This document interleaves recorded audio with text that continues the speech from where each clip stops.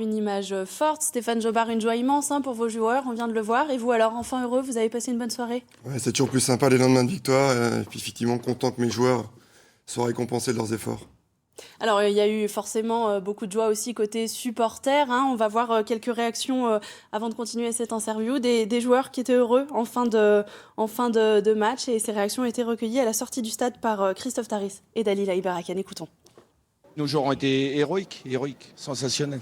Dijon époustouflant. Ce qu'ils ont fait ce soir, c'est héroïque. Parce que devant, quand on regardait ce qui était aligné, c'était juste dingue, quoi. Magique.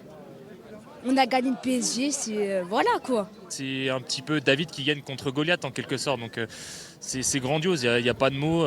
Mis à part que les joueurs se sont battus, ils ont mouillé le maillot. Voilà, malgré la pluie, ils ont quand même bien mouillé le maillot. Paris a perdu. Voilà, et je pense que c'est très bien pour Dijon et pour la suite des événements à venir. Héroïque, magique, les mots sont forts. Stéphane Jobard, ça y est, là, vous avez pu renouer les liens avec l'ensemble de vos supporters grâce à cette victoire. On était content d'évoluer dans un stade plein. Et on a eu besoin de tout le monde pour nous pousser sur la fin de match pour défendre le résultat. Et je suis content de voir la réaction des Dijonnais parce qu'on est avant tout là pour ça aussi. C'est rassurant. Oui, c'est rassurant parce qu'on aura besoin de cet enthousiasme autour de l'équipe pour sauver notre place en Ligue 1. Alors côté vestiaire maintenant sur le terrain, qu'est-ce que ça va changer? Est-ce que c'est un nouveau déclic, un nouveau départ là pour le reste de la saison? C'est surtout, ça nous conforte dans nos qualités et les valeurs affichées doivent nous permettre d'exister par la suite dans ce championnat de Ligue 1 qui est relevé et homogène et se dire aussi qu'on est sur le bon chemin. Et comment vous allez vous servir de cette victoire à présent pour vous adresser aux joueurs aussi ou pour pouvoir faire changer les choses? On va leur montrer à travers ce match qu'ils sont capables d'eux et qu'il y a un niveau minimum syndical en deçà duquel ils ne peuvent plus descendre.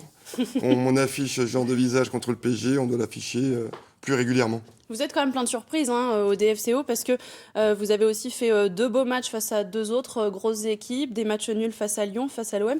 Qu'est-ce qui fait que ça marche contre les gros clubs à chaque fois? Je vais dire même pas peur. On s'interdit de ne gagner des points contre personne. C'est un peu le message diffusé avant le match. On essaie de démystifier aussi un petit peu l'adversaire.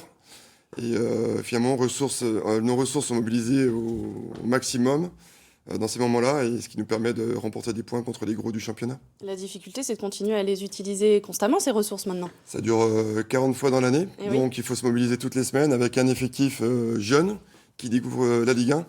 Donc il faut accepter ces sautes de performance et essayer de les niveler par le haut. Une saison difficile jusqu'à présent malgré tout, y compris pour vous, à votre poste d'entraîneur. Est-ce que ça va pouvoir changer quelque chose aussi pour vous, là, cette victoire? Ça vous assoit davantage à ces fonctions? Oui, parce que je savais que dès que les mauvais résultats pointeraient le bout du nez, mon inexpérience serait aussi montrée du doigt.